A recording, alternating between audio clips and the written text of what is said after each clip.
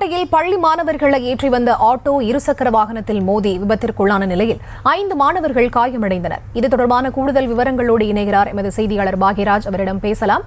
வணக்கம் பாக்யராஜ். அந்த 5 மாணவர்களுடைய நிலைமை தற்போது எவ்வாறு இருக்கிறது? விவரங்கள். வணக்கம். புதுக்கோட்டை மருத்துவ சாலைகளில் உள்ள தனியார் பள்ளியில் படிக்கும் பள்ளியில் இருந்து ஒரே ஆட்டோவில் 10க்கும் மேற்பட்ட மாணவர்களை ஏற்றிக்கொண்டு அந்த ஆட்டோ ஓட்டுநராக புதுக்கோட்டை பழைய பேருந்து நிலையம் அருகே வரும்போது எதிரே வந்த இருசக்கர வாகனத்தில் எதிர்வராக மோதியாக சொல்லப்படுகிறது. இதில் இருசக்கர வாகனத்தில் வந்த நபருக்கு காலில் எலும்பு முறிவு ஏற்பட்டு அவர் உடனடியாக மருத்துவமனைக்கு கொண்டு செல்லப்பட்டுள்ளார். இதே போன்று ஆட்டோவும் அங்கே சம்பவங்களை கவிழ்ந்த நிலையில் அதில் 10க்கும் மேற்பட்ட மாணவிகளில் 5க்கும் மேற்பட்ட மாணவர்களுக்கு காயம் ஏற்பட்டிருக்கிறது.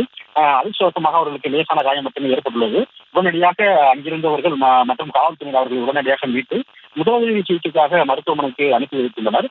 10க்கும் மேற்பட்ட மாணவர்களை ஏற்றிக்கொண்டு ஆட்டோ அதிவேகமாக சென்றதாகவும் இதே போன்று எதிரே இருசக்கர வாகனமும் அதிவேகமாக வந்ததாகவும் இதனால் இந்த விபத்து எழுந்திருக்கலாம் எனவும் சொல்லப்படுகிறது.